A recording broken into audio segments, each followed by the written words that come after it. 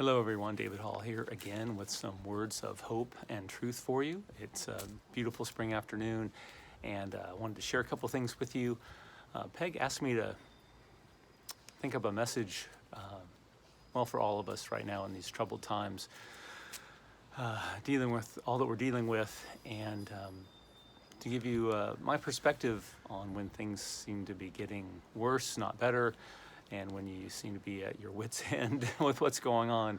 I want to encourage you not to let the troubled times rob you of your joy. Don't let it take you down so far that you end up in despair.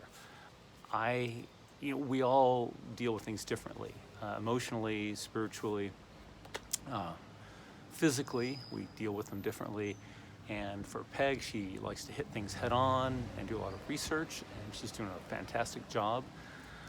I tend to, my way of battling troubled times, which are the times of the enemy, by not letting it take away my joy and take away my time, my physical time in this world. I don't want to give it a moment of my heart or my mind.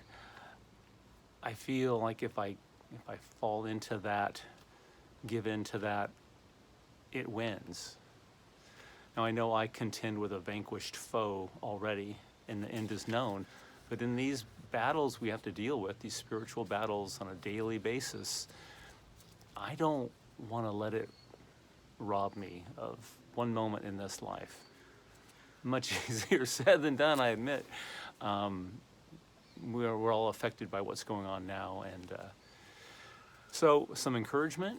I want to read again from the Valley of Vision, the book of Puritan prayers. So, if I may, convince me that I cannot be my own God or make myself happy, nor my own Christ to restore my joy, nor my own Spirit to teach, guide, rule me.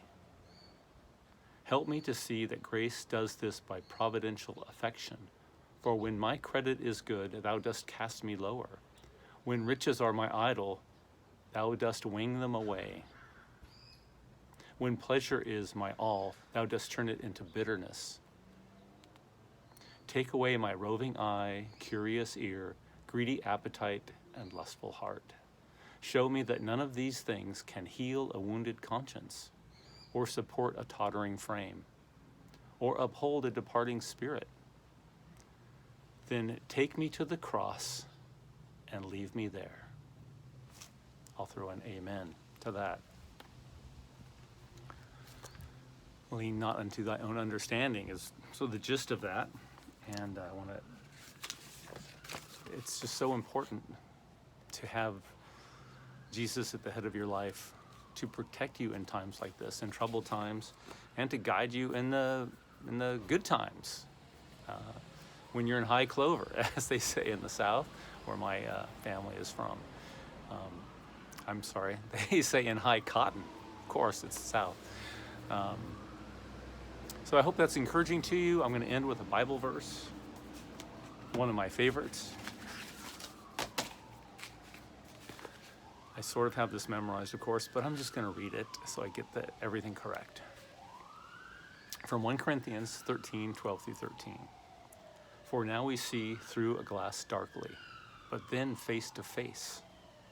Now I know in part, but then I will be known also as I am known. And now abideth faith, hope, and love, these three, and the greatest of these is love.